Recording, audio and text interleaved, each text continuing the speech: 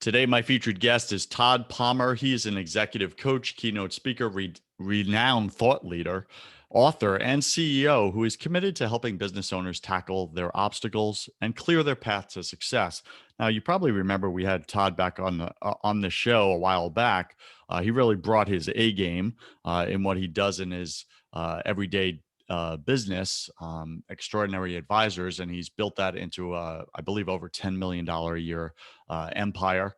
But now Todd, he went through some changes during COVID, and he wrote a best-selling book on Amazon called From Suck to Success. You can find that from sucktosuccess.com. And we're going to speak about that today, but we're going to go firsthand into Todd's personal journey of how he pivoted during COVID, where he lost all his stages, his big business model, right, where he's making all the money. He lost it. COVID took it. It stole it from him. How did he pivot? What are the tips and strategies that he personally used to now have a 400% increase in his business? He did over 250K in that new branch or model of his business. And he's going to get into it. And he's going to get into the mental game. Like, what were the things going on in his head where he went from, this high success to now he had to start over again due to COVID? So, Todd Palmer, welcome to your first 100K top 100 podcasts in entrepreneurship on iTunes. Go ahead and fill in some of the gaps in the intro, and maybe just reintroduce yourself to some audience members that didn't hear you the first time around on the show. Yeah, thank you, Joseph, so much for having me back. It's an honor to be here, and I know you have a lot of guest options, and the fact that you'd have me on twice to your audience says a lot. I'm the retired CEO of Diversified Industrial Staffing. That was my $10 million business. And Thank you. that was a business that cratered during the recession of 2007, 2008. So much so that on a $2 million run rate, I was $600,000 in debt. The bank called my line of credit. My son and I were about to be homeless. And I finally decided to deal with my imposter syndrome, or as I call it, my itty bitty shitty committee, and hired a coach. From that point, we turned the business around. I started hiring people for their DNA, not for their resume. And we scaled that business, paid off all of the debt, and we made the Inc. 5000 as one of America's fastest growing companies a crazy 6 times. I retired from that business 4 years ago to go into coaching full time. I was building my practice during the COVID process, and the way I was told by other successful coaches was to get on stage, to do podcasts, to talk about things that were relevant to entrepreneurs and leaders around the world. I had booked 6 stages out to kick off the year. I was going to be in 3 different countries. The trends were all there. And within 2 weeks, everything went away. I had an itty bitty shitty committee party. It's amazing how they still lived in my class, and they came out to visit me in March of last year. And for about 2 days, I was pretty down. And I called my coach. He's a neuroscientist out of San Diego, California. His name is Danny Friedland. Always give credit where credit is due. I wouldn't be here if it wasn't for Danny. And we had a long conversation. And what he helped me pivot into is, why am I doing this? Why do I coach? Which took me back 12 years ago to when I worked with Simon Sinek. I spent 2 years to figure out 2 words. I coach to improve lives. Danny doubled down on that. So if you can't improve lives from stage, where else can you improve lives from? And and he really challenged me. He goes, you're acting as if COVID's happened to you. That's a victim mindset. What if we pivot you into COVID happened for you, and there's opportunity within the tragedy? I had never thought of that. And I said, okay, let's do that. So what I did is I started volunteering all over the globe from my house. And I talked to 42 CEOs in 67 days, each for 30 minutes, all for free. And I got 0 clients from that. What I did get is I got a sales force of 42 CEOs who knew other CEOs. And that's partially how I grew my business 400%. In addition, I had free time now because I wasn't traveling and I wasn't speaking. And when I did speak, it was from my living room or from my home office. And so I decided to finish my book. My book comes out about 60 days ago, and it becomes an international bestseller. I've received clients off of the book coming out and people reading the book like, hey, I see myself in your stories. I thought you were writing the book and talking to me. I want to work with you. So by doubling down on why I was doing it, what's my purpose, realizing that COVID happened for me, not to me, and I was able to pivot, grow my business by giving more of myself, not less of myself, not worrying about how I was going to be paid, but being of service to other people. And in that model, the mess of COVID has become the message of hope and opportunity for people listening today. Mm, powerful story right there. I think we're done. I'm just kidding.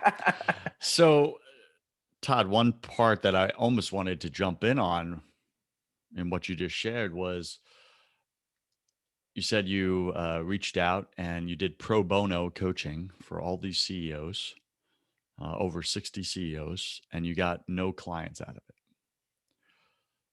What was that like for you internally? Because it's very easy for us to have that pity party, or to say, this ain't working, or to get bitter or resentful. I just gave and contributed to all your lives because that's the great, amazing human being I am. And none of you reciprocated. Where's that law of reciprocity that I hear about all the time, right? So we could run all these different stories. What happened to you on the inside during that? What was that like for you to not get any response or any contribution back to yourself when you just gave of yourself? So, like I talk about in my book, From Suck to Success, I went into the conversations with intentionality, not expectation. So, I found that and this brain science actually shows that when we go into something with the expectation, it's very much a win-lose trade-off. When we go into it with intentionality, it's and both. So I went into the conversations with intentionality. I also set firm boundaries. The boundary is I will talk to you for 30 minutes, not 40 minutes, not 60 minutes, unless I choose to, which then becomes my gift to give. And that's something I'm comfortable with. I'd rather give people money than loan people money. Then I expect to get it back. If I give it and it comes back, that's one thing. So I set boundaries and so I had intentions, not expectations. I set boundaries. And at the end of each conversation, I did make an ask. I asked, can you give me a review on my Facebook page? Would you be willing to do that? How And many of the 60 something CEOs did that? so it was 42 CEOs in 67 days. Thank you, And I sir. believe I got about 20. I said, well, one guy goes, I'm not on Facebook, but I'll give you a LinkedIn. Okay, great. And then some said, you know what? I'm not on either. It's crazy enough. But let me send you an email and I'll say something about the value I got from our conversation. And so that helped a lot. So then what I did with those testimonials is I started sharing them on social media. What that started creating is it started creating goodwill in the communities, because the person said, Todd, someone else said I was good at what I do. Someone else said I added value to them versus me telling you, talking at you.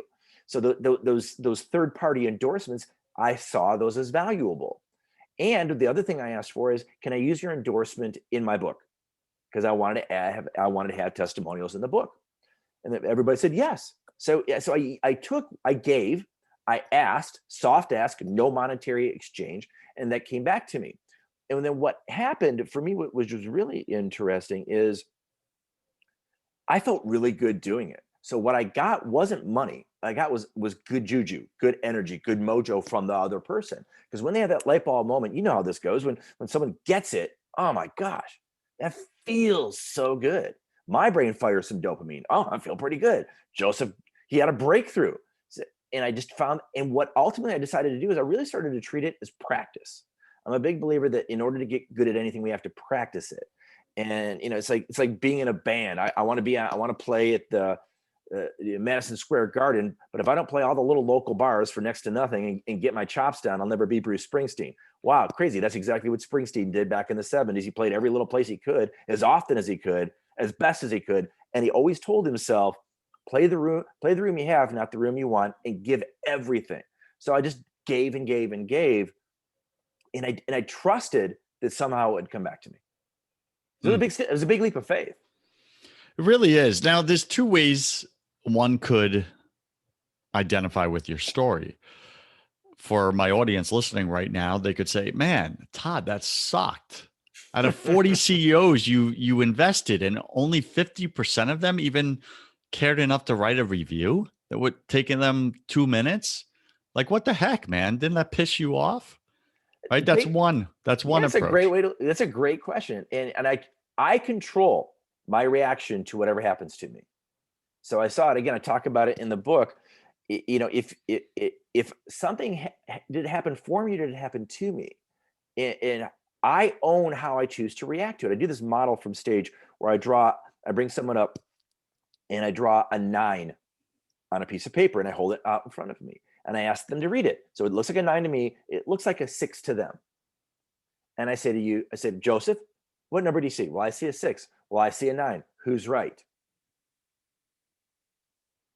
The fixed mindset person will say they're right. Someone who's got more of a growth mindset, well, we're both right. Because the reality is all the perspective we take on it. So if I take the perspective of I'm going to show up and volunteer, then I don't expect to get anything back. I ask for a favor. Can you write a review? I don't expect them to do it. I want them to do it because they want to do it, not because they feel obligated to do it. If there's a little obligation there that drives them to do it, that's great. But I just decided that what I could do is I could give from a place of abundance, not a place of scarcity. And I wanted to model that into the world. Mm, that's super good. Do you ever try, like with a client, like to control getting the testimonial, meaning like put it as part of the contract or the coaching agreement that, hey, if you're really happy with the services, you'll do a video testimonial for 60 seconds or anything like that? Or do you literally give them that space to absolutely say no, just take, and not give it back? Well, if it's a client, first of all, they're paying me. So Right. if it's a paying client, there is a reciprocal exchange. What I found works really well is a couple of things.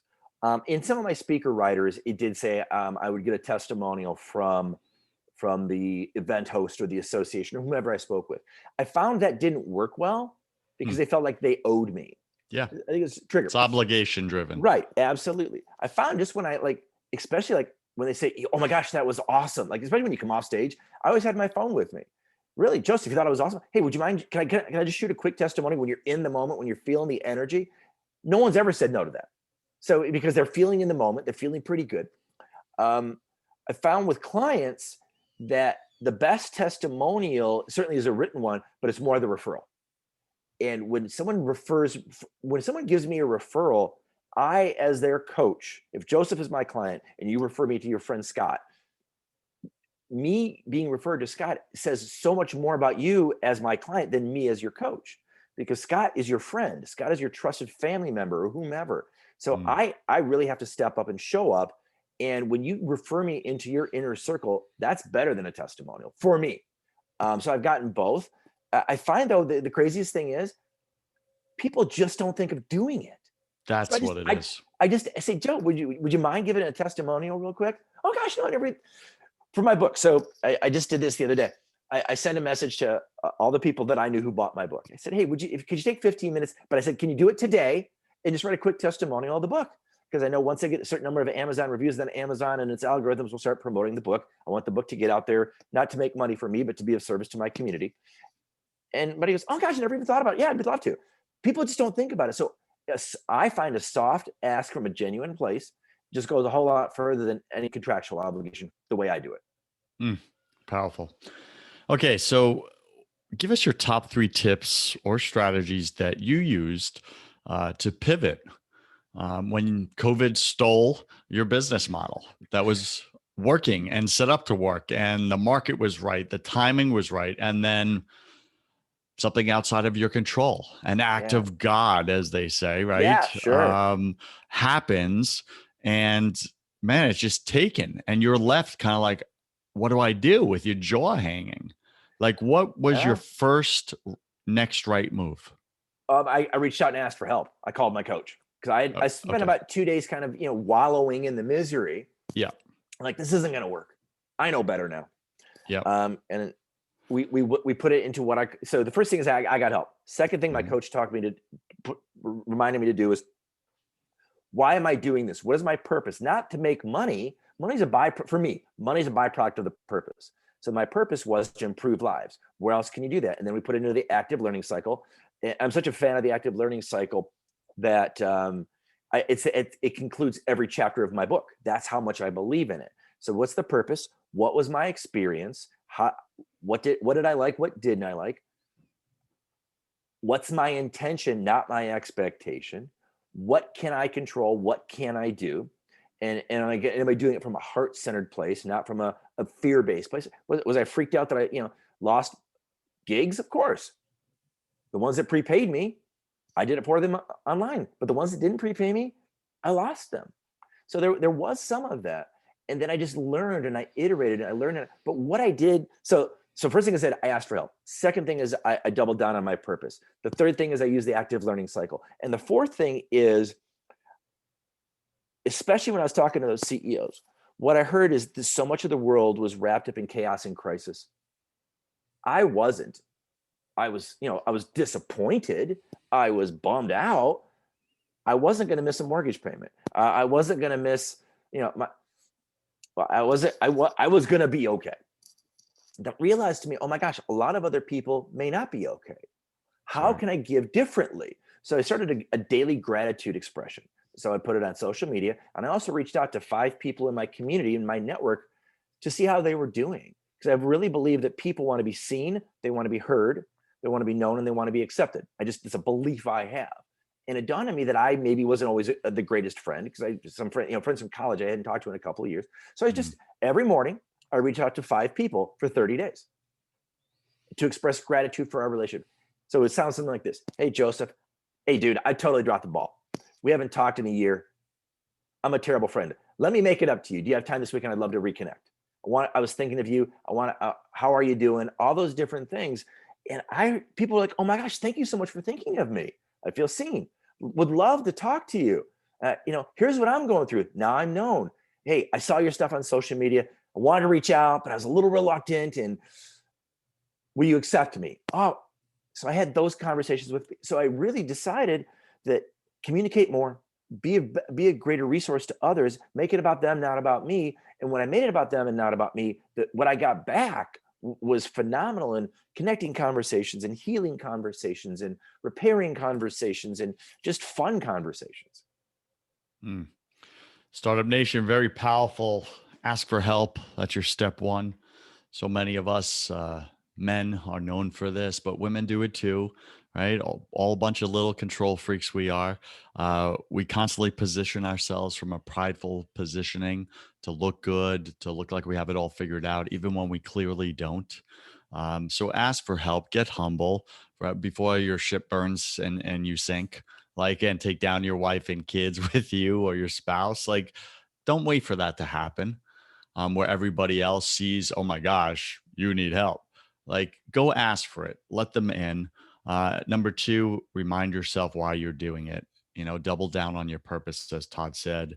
And then I skipped to number 4, which is contribute to others more. Start pouring your life out into the lives of others. Yeah. Go ahead. So what I found, especially that last part, I want to double down on this. 2006, I suffered from massive depression and imposter syndrome. And I isolated myself. I operated, all my decisions were made in a vacuum for Diversified. So I wanted to learn from that experience. And what I really learned, the brain science shows this, and it's counterintuitive to most people. When I'm down, when I feel depressed, I feel like I should want more from my community, from my friends, my family, my tribe. The reality becomes is when we offer more, our depression goes away. And I didn't know that back in 2006. So I remembered that. And I'm started reading some of the work, went back to some of the work I loved from Sean Aker, for example, about the gratitude expression. And it's you know what? When I really slow down, I take a 30,000 foot view of my life. I have a pretty good life, even losing all my stages. There's probably people who don't have the life that I have. How can I be of service to them? And by being of service to them and by being massively curious about what they're going through and having them have a safe person to talk to, I trust that I will receive some intrinsic visceral value. And I did. Yeah, that's so powerful. And it's completely counterintuitive because we're feeling depleted, we're feeling exhausted. So we're looking to be filled by others. And the way we get filled by others is to pour into others. Completely backwards, but it's that gratitude, right? Absolutely. And that peace that comes from, just giving yourself away to others. So the world says, no, take from others, from anybody who's biblical, you pour your life into others. That's your source of peace, love, and joy in your life, Startup Nation. So Todd, anything that we didn't hit from your book right now that you really want to convey powerfully to my audience? Your book is From Suck to Success. You can find out from sucktosuccess.com. It's a catchy wordplay. It's a little tricky on the tongue as well. Makes you think there. And you got the big lemon on the cover there. And your tagline or part of it is embrace the suck. Embrace the suck. Maybe tell us more about that and what other message do you want to really drive home right now? Sure. So for me, when I think of embrace the suck, and I've heard about it from friends of mine who were in the military, I often talk about embracing the suck there. I've got friends of mine who are in the holistic medical community, and they also talk about embracing the suck. And it's two different ways of embracing the suck. So in the military, it's the embrace of the suck. I do something hard. It's a hero's journey. There's highs and lows. I embrace the suck to have a satisfying experience in the Marines, as my buddy told me. Another friend of mine who's in medicine said, "Oh, embrace the suck." So embracing the suck means literally, that's where the lemon idea came from. Just, yeah, the lemons are full of nutrients, vitamin C, yet they're bitter, but you have to go through the bitter to get the vitamin. Oh, okay. So it had universal appeal. For me, I think if anybody were to pick up the book is really written for the audience of the entrepreneur or the leader who's stuck, who's their itty bitty shitty committee is screaming at them that they're not enough, they're not good enough. They should have done, I had someone say, well, I should have seen COVID coming. Wow. I said, all I could say is tell me more, because really. So the stories we tell ourselves. And in the book, I include my story, I include my friend Brian Scudamore from 1-800-GOT-JUNK, Nigel Bennett from AquaGuard. He cleaned up the BP oil spill. I had him on the show. Yep. Oh, great. So yeah, Nigel's awesome. And his books are great too. Take the Leap. I got to throw a little plug in for him. And in the book, we share stories of real entrepreneurs. I throw in stories from Barbara Corcoran from Shark Tank, Colonel Sanders from Kentucky Fried Chicken. And the guy went on 1,009 sales appointments before he got his first deal. The journey of being an entrepreneur is hard, but it's satisfying. The journey of entrepreneur is not an elevator ride from the basement to the penthouse. It's a looping line of success. So if people read the book, I want them to take away that if they're struggling, they're not alone. If it's not going perfectly, welcome to the club. And by using the active learning cycle, you can clear the mechanism. I work with athletes, and that's what we talk about, clearing the mechanism of throwing the baseball or throwing the football. Clear the mechanism. So the first 4 chapters of the book are about mindset. The last 4 chapters are about taking action on what you pivoted into so that you can create a life by design. And I really believe work-life integration is possible. I really believe a life by design is possible. And I believe that whether you're building a business or just building yourself a job, those things are all possible, but it all, for me, starts with mindset. So good. Do you, what is your source of your own peace? Other than going to your coach, asking for help, do you have any specific routine that you do that you go and get replenished for your family, for your kids, for yourself, for your clients? Because sometimes, let's be real, giving to others can feel exhausting. Sure.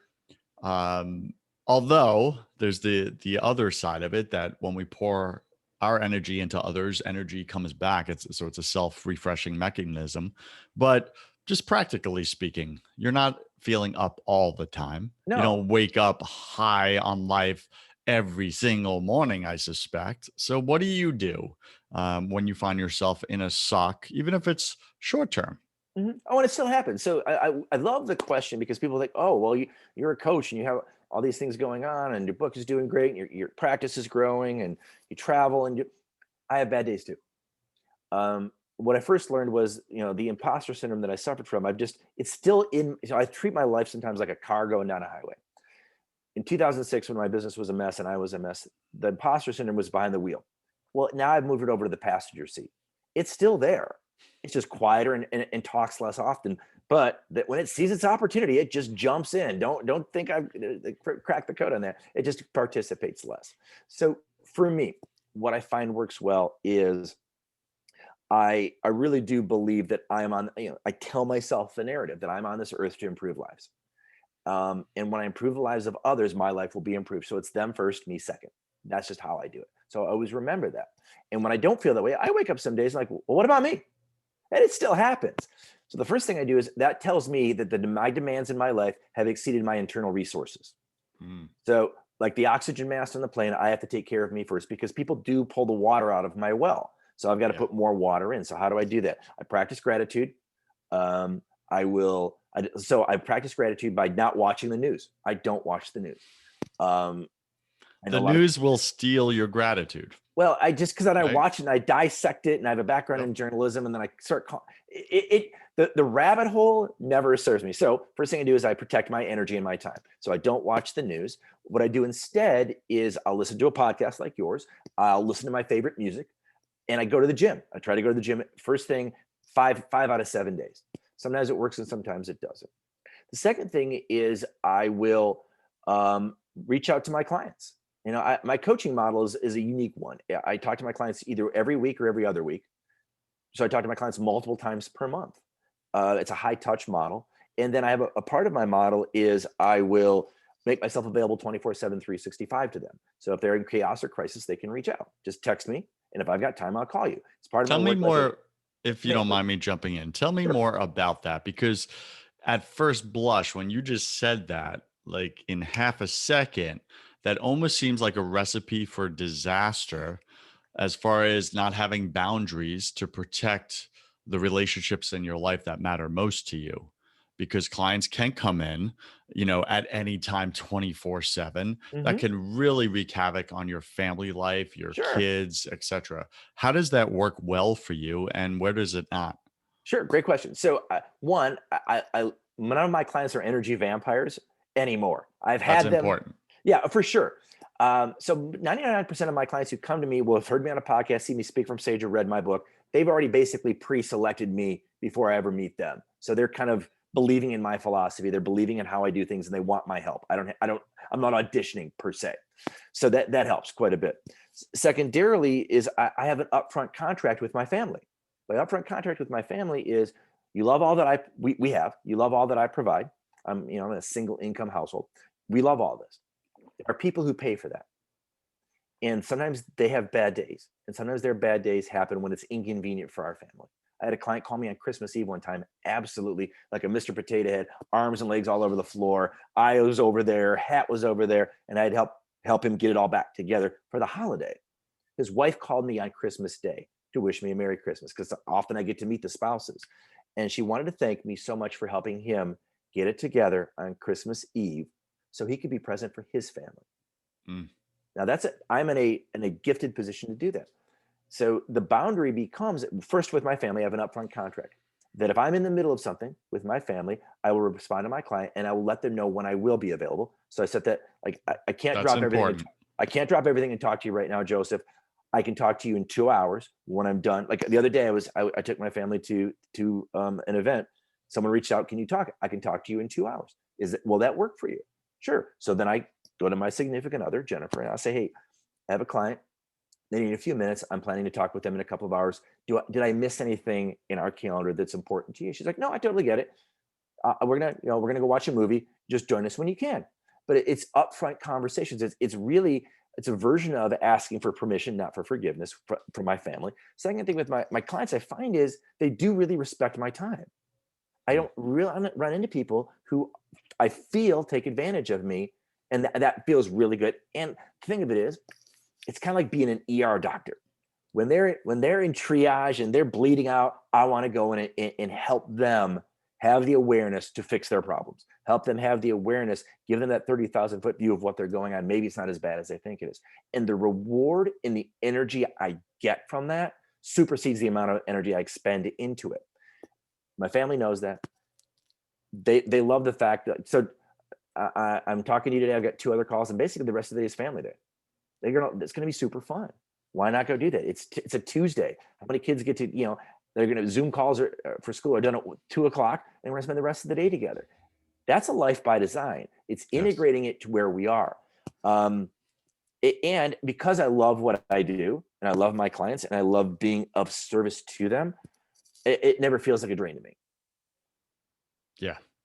Powerful answer. Thank you for that. And Startup Nation, I hope you're really connecting with Todd and the life of design he's created for himself. And he's gone through struggles just like you, right? So he's an ordinary guy. And Yeah. now, based on some good decisions and letting go of some poor choices, he now leads and lives an extraordinary life. I also connect with him on that. You know, people look at my life and they see I have a lot of peace and I have a lot of love in my life and just calmness, no anxiety really. And I have a lot of time on my hands. And I'm able to run two top podcasts, a coaching practice, and really pour into my family as well. And that occurs as extraordinary Well, out in the world. it's funny you mentioned extraordinary. So I'm working on the book and I was back and forth. So I created a team to help me with the book. I didn't do it by myself. And I'm talking to my creative person. And she sent me a definition of what extraordinary mean. And I put it in the book because I was really angry one day. I'm like, Mm, I go, I'm tired of the bastardization of words like awesome and extraordinary, because not everything is awesome and not right. everything or everyone is extraordinary. She sent me this great definition, and I think you just encapsulated it. An extraordinary life is a singular event, a singular thing. So your life is extraordinary because it's what you want. It's important to you individually. Someone else may not want to have two podcasts and a thriving coaching practice. They might want to be a leader in an organization with a bunch of people who report out. Everybody's life can be extraordinary on your own terms. It's when it becomes out of alignment with the life you have versus the life you seek. That's where the friction comes in. And how do we then help them create that? So it sounds like you're crushing it. Good for you. And when you create an extraordinary life, it's singular to the individual. It's not my life. It's not your life. It's their life. Yes. And I would just add one last part to that is in order to find your own extraordinary life, Startup Nation, and start living it, you have to make some extraordinary decisions. You have to disrupt the habit loops that you're in that may not be serving you right now. And that first one, which is a big one, we just had a men's group. We do 6 a.m. on Tuesdays at our church, a bunch of, successful men and stuff. And we were talking about pride today. Mm, And the biggest thing we struggle to do is ask for help. sure. Well, Even when we're going down with our own ship, we yeah, just won't do it. yeah. It's funny. Someone asked me the other day, why doesn't someone hire you as a coach? And it's so funny you mentioned pride. I say two things: pride and ego. Amen. That's the thing that, because I said, well, this would help me back in '06. I knew other coaches. I could have hired somebody. I could have hired somebody in '03, '04, '05. I waited all that time until like the mountain was falling upon me, and I hired a coach. Thank goodness I hired the right coach, and I was also ready to be coached. That's part of the issue. So number one Yes. reason is pride and ego. Secondly, is they're not ready, and third is they see it as an expense, not an investment. When we invest in ourselves, it gives us so much more to give to others. But yeah, pride and ego, just, oh my goodness, it destroys businesses, it destroys families, and it Yeah. destroys lives. Yeah. So, Startup Nation, we're speaking with Todd Palmer. Todd, welcome to my favorite part of the show. Welcome to the hustle round. I'm going to ask you 10 quick fire questions. You'll have about 3 seconds to answer each. Don't overthink it. It's just for fun. Not your first go around here. You've done it before. Are you ready? I am ready. What is your favorite thing about, well, what you do really as an entrepreneur, what you get to do and improve lives? What's your favorite thing about that? Without a doubt, it's the light bulb breakthrough moments my clients have. Yeah, got it. What's your least favorite thing? That I don't have enough time to help more people. There's Got not it. enough of me to go around some days. Sure. What are you most afraid of? So the great question. I think the most afraid of is I'm going to run out of time and I'm going to pass away before I've helped enough people. Mm, got it. What do you, I believe we're all struggling with something at any given moment of our life. It's just part of being human. What are you currently struggling with right now, either professionally or personally? Oh gosh, great question. I guess what I'm struggling enough with still, it's sometimes it's the imposter syndrome of not being all things to all people all the time, not being enough. I was on the road for 8 days and I missed my family, and I wish I could have been both home and on the road. And there wasn't, and it's just, so I talked about it and I felt better once I shared my fear. Got it. What did you spend way too much time doing this past year? Oh gosh, probably eating. Okay. What secret fear do you have about people? Oh wow. Um, you know, I think my secret fear around people is that sometimes when we're with somebody, it's not they're not I call it WYSIWYG. They're not what you see is what you get. They're putting up masks, they're putting up defenses, they're hiding behind something. And I love it when I'm able to create a safe enough space where they can just be themselves. I don't have to, we don't have to be best friends, but I'd rather, be who you are. No reason to put up false airs. Yeah, that's a big one for sure. What do you wish you had learned sooner in your business or in business? Oh gosh, in business, it's really easy. Margin over revenue. I was a revenue chasing machine versus focusing on the margin. Yeah, that's big. What's a new habit you want to create in your life? Um, hmm, hadn't thought about that. A new habit I want to create. I'll go with I want to continue to improve upon my active listening skills so that when I'm talking with people in my life, I get triggered less and engaged more. What do you wish? What's a bad habit that you want to break? Oh, sometimes I run into situations where I still listen to answer, not listen to absorb. And so I practiced for 10 years to listen to absorb, not respond. Mm, Sometimes still slip into old habits. So it's always an area for improvement for me. yeah, me too, right? Sometimes just to sit there and just let it hang after they say what they said, and you don't need to contribute advice yet, right? Unless they Right. ask for it, right? That's difficult. Pick three words to describe who you are now. Oh gosh. Well, I put it in my book. So I think of myself as authentic, transparent, vulnerable. Vulnerable means a lot of different things to a lot of different people. So I just simply say, when you meet me, hopefully you'll find me to be ATV. Got it. Pick three words to describe who you were before. Um, well, you embraced your own suck. Oh God. I was scared. I was I was scared. I was overly competitive, and I lived in a world. So I focused on scarcity, not abundance. Yeah. And last question, if you could come back to life after you died, look your family, your kids, your spouse, your uh, just all of them in the eye and give them only one piece of advice about everything, about living a life of possibility, what would you say to them? That it's possible. You can create an extraordinary life singular to you, and don't wait. My son's 30. Talk about him in the book. He's the kickoff story in my book. The book is dedicated to him, and I'm constantly saying time is finite. We don't know when it ends. Don't wait. Don't wait, Startup Nation. Any final wisdom? What's the one thing you want my listener to know about going from their suck, embracing their suck, to going to success in their own life? Sure. So what I'd like them to know is if they go to fromsucktosuccess.com, they tell me that they heard me on your show, they get the first chapter of the book for free as my gift to them to help me improve their lives. Second thing is, if anybody wants to talk to me, if they are stuck, happy to give them 30 minutes of my time for free. No questions asked, no solicitation. It's just my thanks to you as the host for having me on your show, because this is a privilege for me to be here, as well as a chance for me to honor all the coaches I've had by giving back to your community. That's awesome. All right, Startup Nation, you can find Todd Palmer at FromSuckToSuccess.com. Todd Palmer, thank you for being on your first 100K again. And I wish you God's love, peace, and joy in your life, sir. Joseph, thanks for having me back on. I had a great time.